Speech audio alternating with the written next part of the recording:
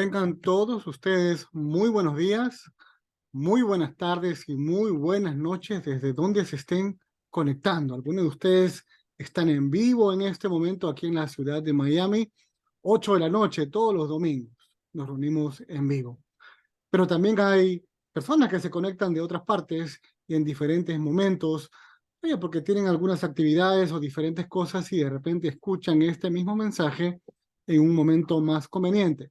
Así que a ustedes también les doy una muy cordial bienvenida. También nos escuchan desde otra parte del mundo, desde España o desde otros países donde tienen otra hora geográfica. Así es que a ustedes también, que de repente ahora son las 2 o 3 de la mañana en Europa, pues de igual forma les doy una muy cordial bienvenida a ustedes. El día de hoy y el día de ayer, una de las cosas que he compartido con mis propias familias, con mis hijos, con mi esposa, es el tema de la identidad. ¿Qué significa la palabra identidad y cómo es que los cristianos eh, tomamos esta palabra, ¿no? ¿Qué significa mi identidad? ¿Quién soy yo? Y uno de los ejemplos que se me vino a la mente cuando compartía con mi familia es cuando un policía te detiene porque o fuiste muy rápido o simplemente quería detenerte un momento para pedirte tus documentos. Pues lo primero que un oficial de la policía a uno, o cualquier persona, cuando uno se va a registrar a una universidad, a un colegio, lo primero que a uno le piden es su identidad. ¿Y qué es lo que define la identidad? Usualmente es por una tarjeta de identificación, que en Latinoamérica se le llama DNI, aquí en los Estados Unidos se le llama la licencia de conducir, que se utiliza como una identidad, pero aquí en los Estados Unidos lo que un oficial de la policía o en cualquier lugar que uno quiera hacer un trámite legal, pues te van a pedir una identificación. En los Estados Unidos, la identificación más utilizada es efectivamente lo que llamamos la licencia de conducir. Aquellas personas que no tienen una licencia de conducir, pues se les pide su identificación, que es exactamente lo mismo, que se saca exactamente de la misma oficina de identificación, pero la diferencia es que no es una licencia de conducir, es una identificación donde dice tu nombre, el sexo, hombre o mujer, la edad, la fecha de nacimiento, etcétera. Y cuando ese policía recibe usted le da al policía o a esta autoridad, le da esa identificación, él la verifica, ¿no? Y él le verifica, perfecto, esta persona se llama tal, tiene tal edad, nació en tal fecha, su licencia de conducir caduca o expira en tal fecha, y esta es su dirección. Pero claro, esta es la información básica acerca de la identidad de estas personas. Tiene un nombre, se llama tal, es hombre o es mujer y se está identificando. Pero cuando hablamos de identidad, pues también podemos comprender la identidad como algo más complejo, ¿no? ¿Qué es lo que nosotros creemos acerca de nosotros mismos? Algunos de nosotros tenemos una carrera profesional, algunos tenemos diferentes profesiones y es parte de lo que va dándole forma a nuestra identidad personal. Algunos nos dedicamos a diferentes cosas. Si usted se dedica a lo que se dedique, informático, abogado, doctor, mecánico, cocinero, no importa a lo que usted se dedique, pero parte de su experiencia de vida y de su bagaje de vida eh, eh, que define en alguna manera su identidad personal y por lo que también usted hace y ofrece dentro de la comunidad. Estoy dando un ejemplo de diario vivir. Así que parte de nuestra identidad está arraigada a lo que hacemos, porque estamos conectados a la comunidad. Si usted se dedica a ser mecánico, usted no es mecánico únicamente de su carro, sino que también es mecánico de carros y automóviles de otras personas en su comunidad. Así es que lo que hacemos está íntimamente conectado a nuestro entorno de vida y aquellas personas con las cuales estamos conectados a nuestros entornos de vida, en el trabajo, en la escuela, en la familia, etcétera, también ellos tienen una idea de nosotros, así como nosotros también tenemos una idea de ellos. Entonces todo esto va formando nuestra identidad, no solamente lo que nosotros pensemos de nosotros, sino también eh, la identidad que vamos formándonos nosotros mismos de lo que, del feedback, de la retroalimentación que recibimos de otras personas. Por ejemplo, las personas dirían, wow, usted es un excelente profesional en esa área de trabajo que usted está haciendo. Y eso alimenta nuestra creencia de nosotros mismos de lo que somos, sea bueno o sea malo. O por ejemplo, si usted no hizo un trabajo con excelencia, pues en efecto las personas van a decir, no, usted no es un buen mecánico y por ende, o es un mecánico que cobra mucho dinero y no me conviene. A lo que quiero decir es que todas esas cosas van formando en nuestro interior nuestra identidad o lo que nosotros creemos que es nuestra identidad. El tema de hoy es formando una identidad a la imagen y semejanza de Cristo. Y para eso me encantaría compartir con ustedes la historia de un hombre que su reputación no era muy buena, y no solamente él creía de sí mismo que tenía mala reputación, él era consciente en su identidad de que estaba haciendo algo malo, sino que también la gente en su vecindario, en su comunidad, también pensaba exactamente lo mismo de él. Tanto él pensaba que era malo y sabía que era malo, y la gente en la comunidad también pensaba exactamente lo mismo. La identidad de este hombre era esa: soy un hombre que hago algo malo. Pero después de todo, pese a esa maldad o pese a ese estilo de vida al cual él se dedicaba, él quería y sentía el deseo genuino de buscar y tener paz con Dios. Y en el momento en que había una multitud esperando a que pase Jesús por ahí, él quería verlo, pero él no podía verlo porque había mucha gente, y para peor de males, él era bajito de estatura. Me estoy refiriendo a la historia de Zaqueo, el cobrador de impuestos. Permítame compartir el, el texto en el Evangelio de Lucas, el capítulo 19, versículos del 1 al 10. Y permítame compartirlo en la pantalla. Lucas, capítulo 19, versículos del 1 al 10. Miren lo que dice. Habiendo entrado Jesús en Jericó, iba pasando por la ciudad. ¿Ok? Y sucedió que un varón llamado Zaqueo, quien era jefe de los publicanos, no era cualquier cobrador de impuestos. Zaqueo era el jefe de todos los publicanos, era el jefe de todos los malos, el más malo de todos. Habiendo entrado Jesús en Jericó, iba pasando por una ciudad, y sucedió que un varón llamado Zaqueo, que era jefe de los publicanos y rico, obviamente, porque de todo lo que cobraban, exacerbaba, era algo increíble todo ese dinero que ellos cobraban de todo el pueblo. Procuraba ver quién era Jesús. Claro, por supuesto, porque Zaqueo había escuchado que Jesús, que sana enfermos, que alimenta a miles de personas, y esta era la oportunidad de ver a Jesús. Procuraba ver a Jesús, pero no podía a causa de la multitud. Obviamente, él veía que había mucha gente que venía a ver a Jesús, y no podía, pues era bajito de estatura, era bajito, era pequeño. Y corriendo delante, subió a un árbol sicómoro para verle, un árbol grande, porque había de pasar por allí.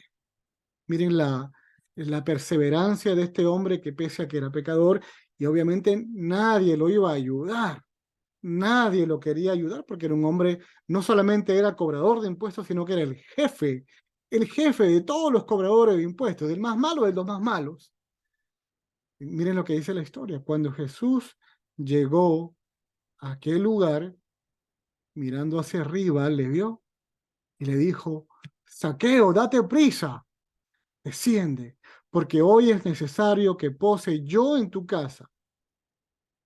Entonces él descendió de prisa, se bajó del árbol y le recibió gozoso. ¡Wow!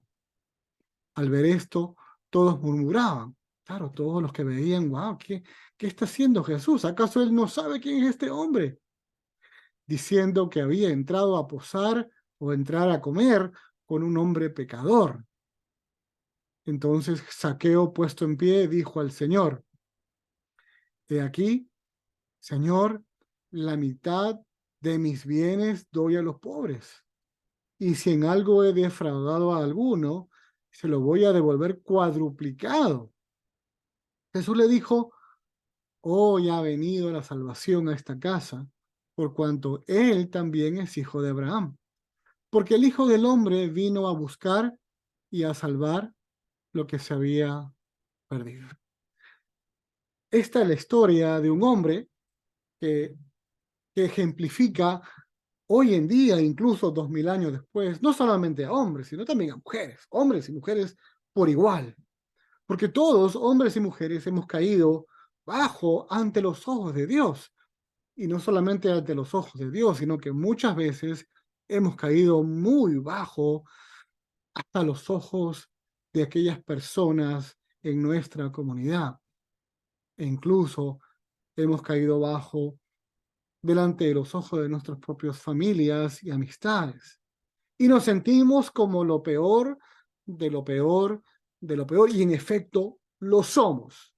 Quiero afirmar eso, que Zaqueo era lo peor de lo peor de lo peor y hasta de lo peorcito. Y en efecto, todos nosotros, por más buenos que nos creamos, o por más buenos que creamos que estemos haciendo, para Dios, pese a que podemos hacer cosas buenas para sentirnos bien, todos tenemos o todos somos de alguna u otra manera exactamente como Zaqueo, independientemente si es que independientemente si es que hemos hecho algo tan vergonzoso para nosotros mismos como también vergonzoso para la comunidad y ellos tengan esa opinión errada de nosotros, les digo que sí, es cierto, todos hemos caído bajo y todos somos merecedores de la vergüenza que somos acreedores con toda justicia. Pero hay un detalle importante, que cuando uno viene a los pies de Cristo de manera genuina y de manera honesta y de todo corazón, las cosas cambian. Dios está constantemente buscando a aquellas personas que vienen de manera genuina a los pies de Cristo. Dios está abierto, con los brazos abiertos, esperando que usted tome esa decisión de venir a los pies de Cristo.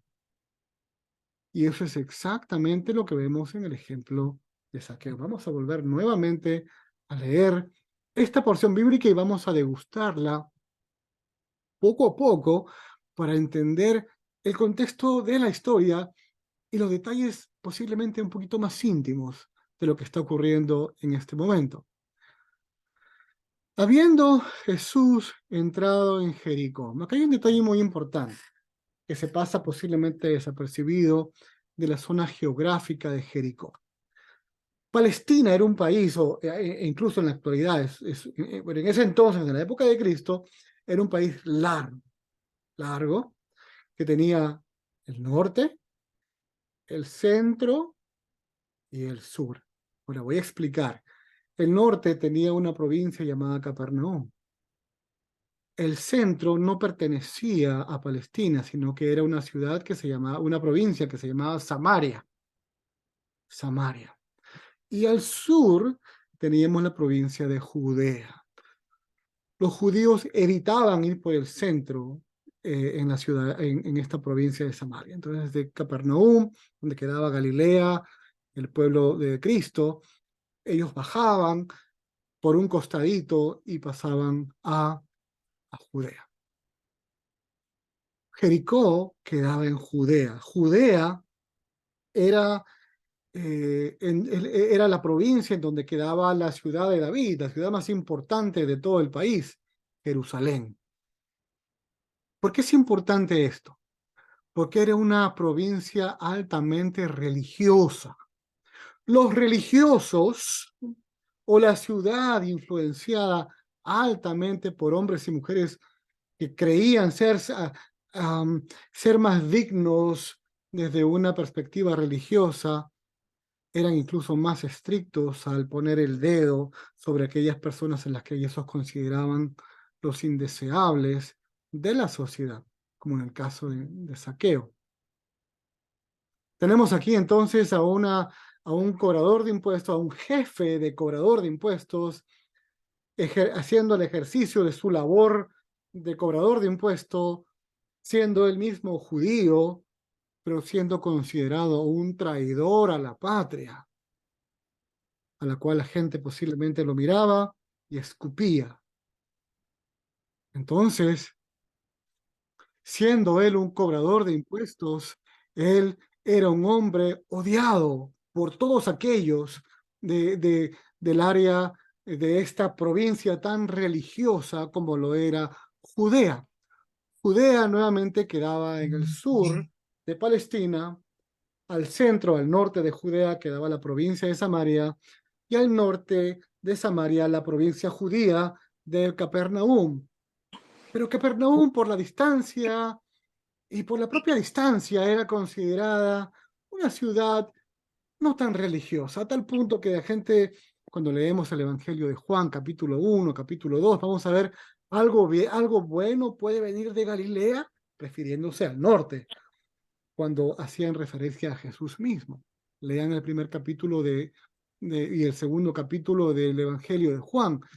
Eso es lo que pensaban. Entonces, aquí vemos a la provincia de Judea, específicamente la ciudad de Jericó, en Judea, que se sentían como si fueran una provincia o una ciudad altamente religiosa, simplemente porque quedaban en un lugar altamente religioso, la provincia de Judea, cerquita a Jerusalén. Así es que ese es el contexto que tenemos a Jesús. Jesús posiblemente vino del norte y llegó a Jericó y posiblemente continuó su camino al sur.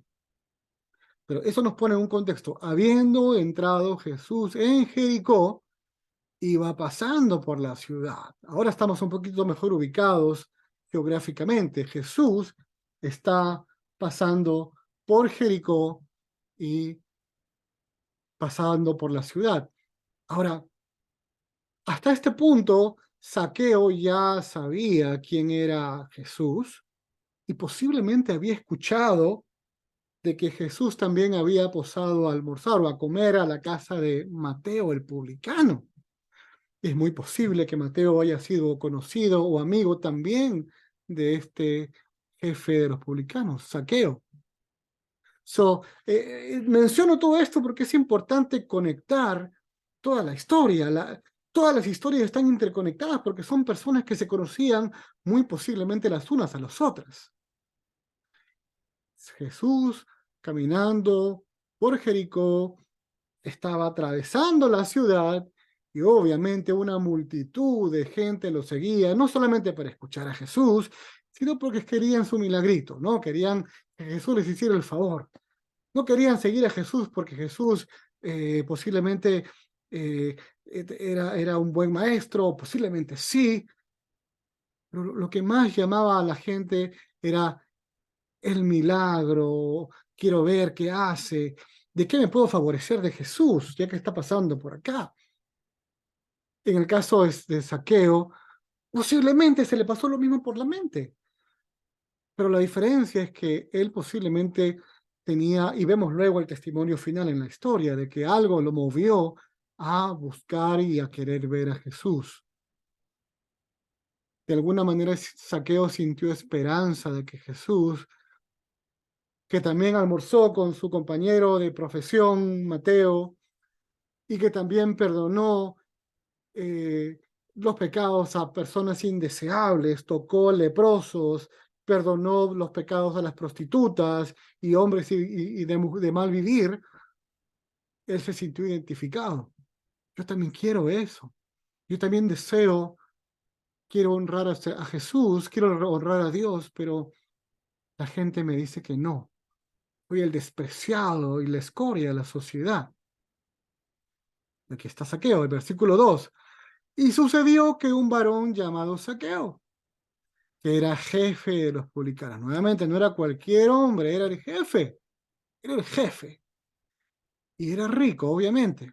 No solamente él ganaba eh, por ser jefe de los publicanos, sino que también por esa alta posición que él tenía de jefe de los publicanos, jefe de los cobradores de impuestos, indudablemente su posición de ganancia era mucho más alta, al punto que lo dicen que era rico.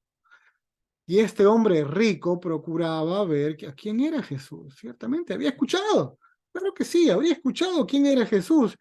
Si hubiera sido cualquier persona que, ¿quién sería? De repente no tenía ningún problema. Pero el hecho de que Zaqueo esté caminando cerca de Jesús y cerca de la multitud nos dice de que Zaqueo no está en un lugar apropiado para un publicano, donde corría el riesgo de que lo insulten, de que lo escupan, de que le hagan o lo linchen o le tiren piedras. ¿Tú qué haces aquí, Zaqueo? Desaparécete. Tú eres un cobrador de impuestos. No eres digno. No eres digno de ver a Jesús, ni siquiera de verlo. Desaparece de acá.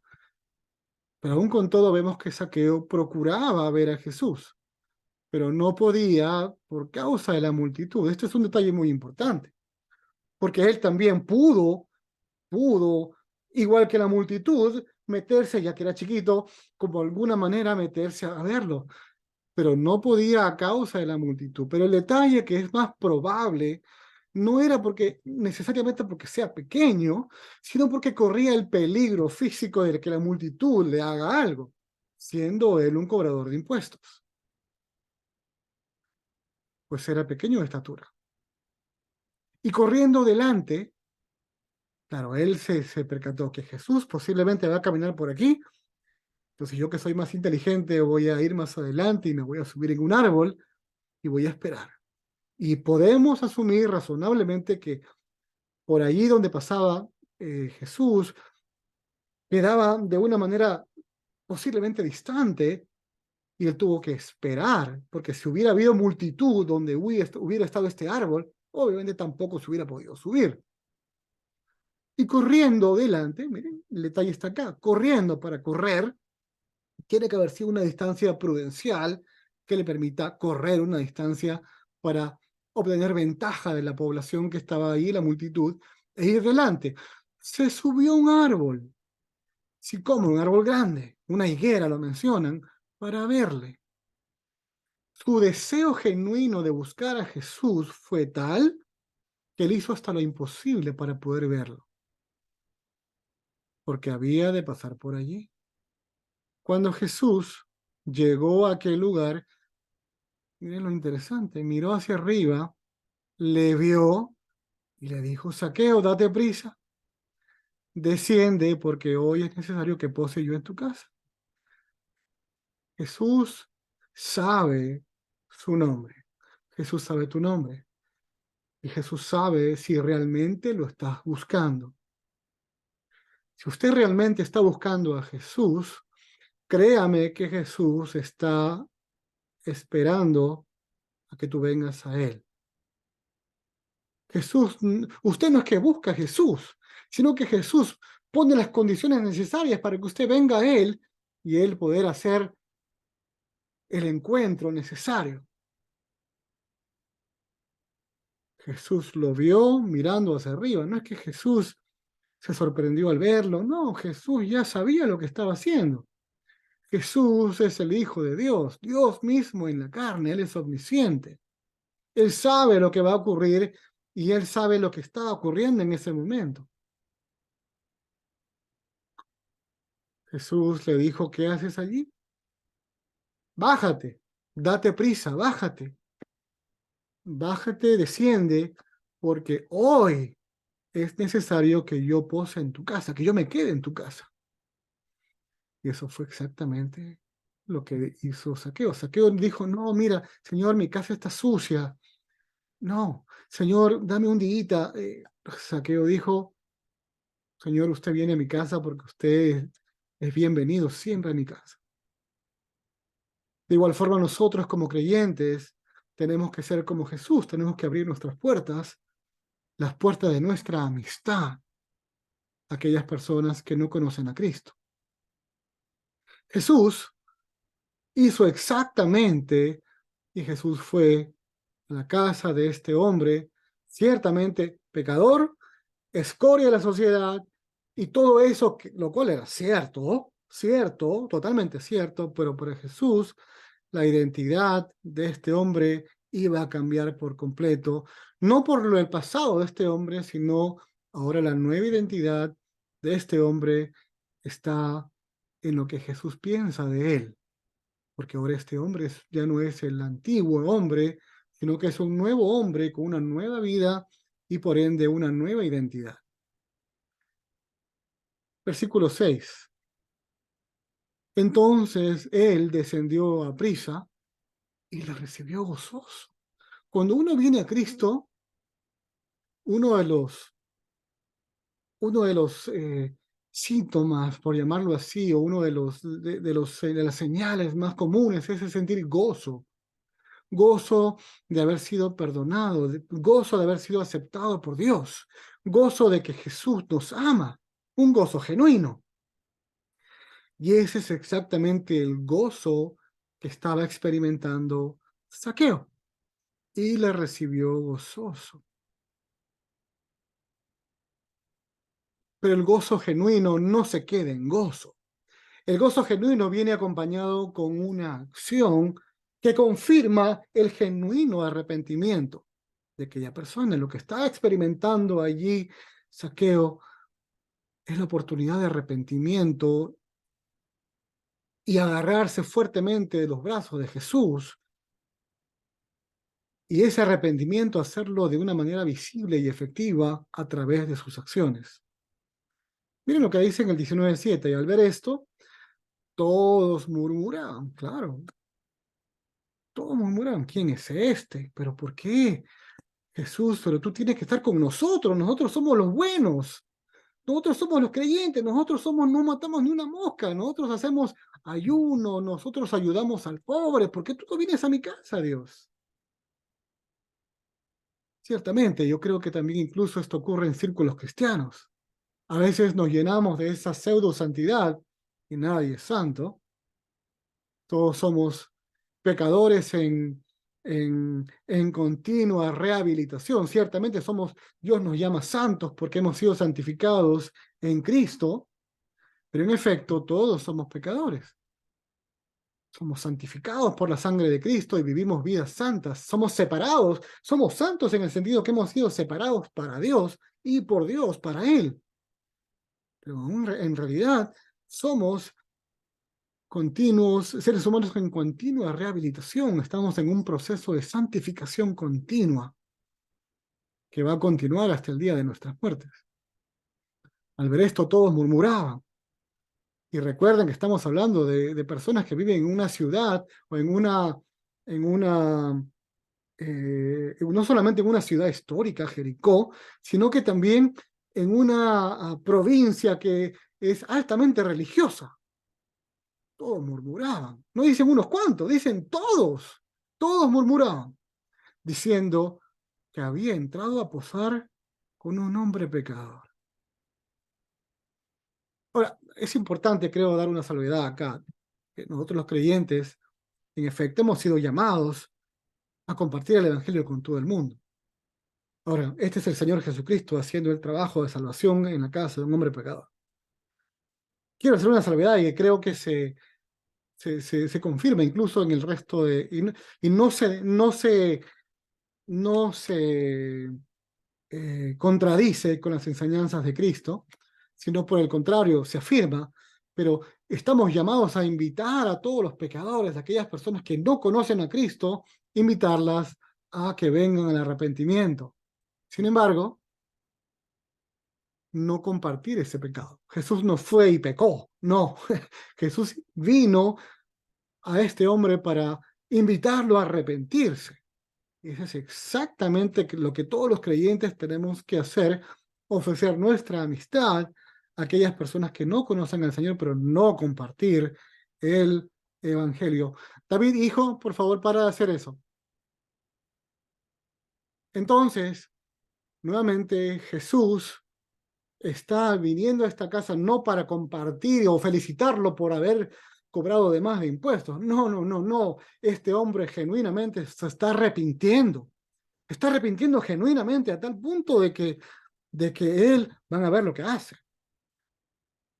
Claro, la gente, aquellas personas influenciados por aquel fariseísmo de la época, que también tenemos nuestra versión el día de hoy, todos. ¿Qué hace Jesús entrando a posar con un hombre pecador? Y en efecto lo era. Entonces, Zaqueo, puesto en pie, dijo al Señor Jesús: He aquí, Señor, la mitad de mis bienes doy a los pobres. Hay una cosa muy importante que creo que vale la pena recalcar. No le dice entonces Zaqueo, puesto en pie, dijo Rabí. No, dijo Señor. Señor. Lord, como Señor, como una autoridad más alta incluso que un propio rabino. Para Zaqueo, Jesús no era un simple maestro, era alguien de de altísimo respeto. Entonces Zaqueo, puesto en pie, dijo al Señor: He aquí, la mitad de mis bienes doy a los pobres. Él era consciente. Zaqueo se convierte de una persona egoísta, self-centered, centrado en sí mismo, a una persona que por un lado decía, todo es para mí y si sobra algo también es para mí. De eso a una persona que dice, voy a dar a los pobres. La mitad de mis bienes doy a los pobres. Imagínense qué tan rico debió ser Zaqueo para tomar esta acción tan grande. La mitad, el 50% de sus bienes. Pero ahí no termina. Él dice, y si en algo he defraudado a alguno, se lo voy a devolver cuadruplicado. Si en algo he defraudado a alguno, se lo devuelvo cuadruplicado. Obviamente, él aquí está haciendo referencia al exceso, al exceso. Por ejemplo, si ellos debían $10 y les cobró 12, pues esos dos cuadruplicados, que sería 8. No es que le va a dar 18 o 40 o lo que sea, ¿no? Sino que les va a dar cuadruplicado el exceso que él cobró, que de todas formas es, es un acto que no solamente queda en bla, bla, bla, en hablar o en palabras, sino que él está hablando y él está poniendo en acción y lo está haciendo de manera pública, pública. No es que lo dijo delante en puertas cerradas, porque estamos hablando de que una multitud estaba siguiendo a Jesús. Una multitud estaba siguiendo a Jesús y créanme que la multitud tenía que también seguir y ver qué es lo que estaba ocurriendo allí. Así que es razonable pensar de que toda esa multitud que estaba siguiendo a Jesús también estaba observando este momento. Y aquí, Señor, la mitad de mis bienes doy a los pobres. Y los pobres seguro que estaban viendo allí, wow, la transformación que estaba ocurriendo enfrente de sus ojos. Y si en algo he defraudado a alguno, se lo voy a devolver cuadruplicado. Wow, qué cosa tan increíble. No se nos dice si es que él tenía familia, esposas, hijos, no, no se nos dice. Posiblemente las haya tenido, como posiblemente no. Yo creo que fuera muy difícil para una persona de la época encontrar familia que quiera casarse, o una mujer que desee casarse con un hombre de esta calaña, por llamarlo así, de este desprecio nacional, de este desprecio de la comunidad, porque también esa persona que se una a él también sería exactamente absorbido como la escoria de la sociedad. Pero la nueva identidad de Zaqueo ya no descansa sobre lo que él mismo piense de sí mismo o qué es lo que la gente piense de él, sino que de ahora en adelante la nueva identidad de Zaqueo descansa en lo que Jesús dice acerca de Zaqueo. Vamos a leer qué es lo que piensa ahora Jesús de Zaqueo, qué es lo que realmente nos debería importar tanto a creyentes de toda madurez de tiempo y a aquellas personas que están buscando genuinamente a Jesús y que se sienten indignos, pero si el Señor te está llamando a que vengas a sus pies, te está llamando a ti a una nueva identidad.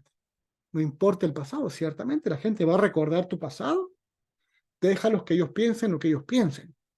Lo que ahora usted debe pensar es la identidad que usted va a adquirir de ahora en adelante y qué es lo que Dios y Jesús va a pensar de usted, qué es lo que realmente vale, porque esa es su nueva identidad. Jesús le dijo, hoy ha venido la salvación a esta casa. Hoy ha venido la salvación a esta casa. Jesús mismo, las palabras textuales de Cristo, la salvación ha venido a la casa de este hombre, la escoria de la sociedad, pecador hasta el extremo, y que cobraba y era usurero, que ya no lo va a hacer. Y de aquí en adelante está tomando una decisión que va a devolver a los pobres, va a dar el 50%, la mitad de toda su ganancia o de toda su fortuna a los pobres, y que va a devolver lo que no, lo que ha defraudado. Hoy ha venido la salvación a esta casa, dijo Jesús, por cuanto él también es hijo de Abraham. Es muy importante esto, porque la identidad de todos los judíos era, hasta el día de hoy, pero particularmente en esta época, era porque todos ellos decían, yo soy descendiente de Abraham. Es más, en la época de Jesús había lo que hoy se compararía al, a los registros públicos. Ellos, los judíos, tenían sus registros públicos que eran guardados de una manera muy, pero muy celosa, que lamentablemente se destruye en el 70 después de Cristo, cuando queman y destruyen Jerusalén. Pero todos los judíos, todos los récords históricos de la vida de cada judío estaban en este libro de genealogías. Y podemos tener prueba de esto cuando leemos en Mateo 1 y en Lucas, vamos a ver las dos genealogías de Jesús, de parte de madre y de parte de padre. Entonces, nuevamente, Jesús estaba reafirmando, sí, él era pecador, era la escoria de la sociedad, eso es innegable, nadie lo va a quitar, pero la nueva identidad en Cristo es que ha venido la salvación a esta casa por cuanto él, sí, ese hombre pecador, escoria, despreciado, odiado, hizo todo lo despreciable posible, también es hijo de Abraham. Ahora, una cosa interesante, porque los hijos de Abraham no solamente son aquellos, en este caso, judíos sanguíneos, pero también eh, Abraham, el mismo Abraham que sanguíneamente es padre de los judíos, también es padre de la fe.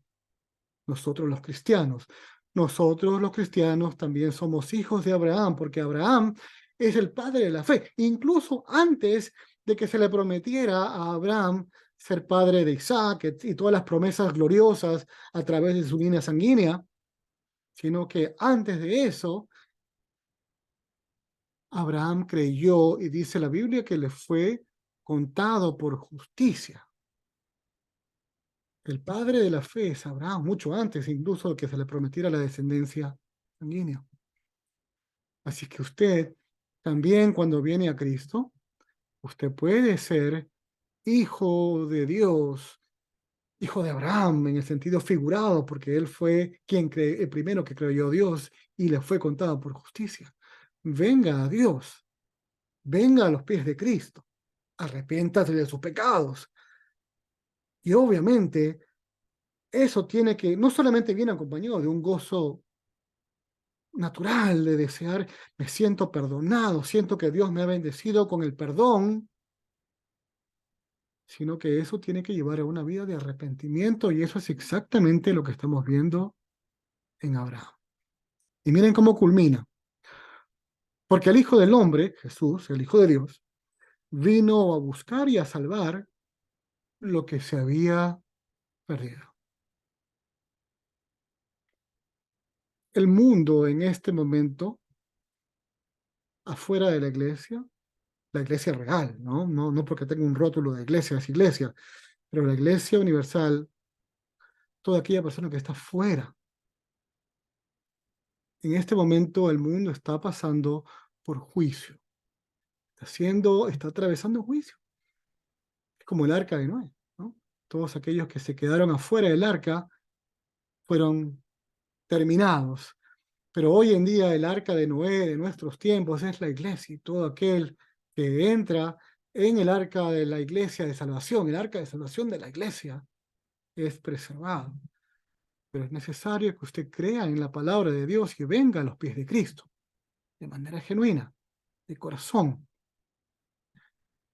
Pero no lo siento, pida a Dios, porque el arrepentimiento es un don de Dios. El arrepentimiento no viene de usted. Usted cree que viene de usted, pero el arrepentimiento realmente es una bendición, es un don de Dios que Dios da, y Dios está constantemente observando a aquellas personas que realmente quieren, pero no lo sienten. Busque a Dios de manera genuina. No se quede afuera del arca y perezca. No, usted tiene la oportunidad de venir a los pies de Cristo. Ahora, estamos hablando de personas como el caso de Zaqueo, como el caso de Zaqueo de este hombre que era altamente despreciable. Pero tenemos también aquellas personas como la multitud, que se creían buenos, se creían santos, se creían, pero yo no le hago nada a nadie. Yo no robo, yo no mato, yo respeto a las personas. Quiero decirle que usted también está bajo juicio, porque no hay nada, absolutamente nada que usted pueda hacer, nada que usted pueda hacer que pueda ganar la salvación. Usted, por más bueno que usted crea o se sienta que sea, usted es pecador, pecadora.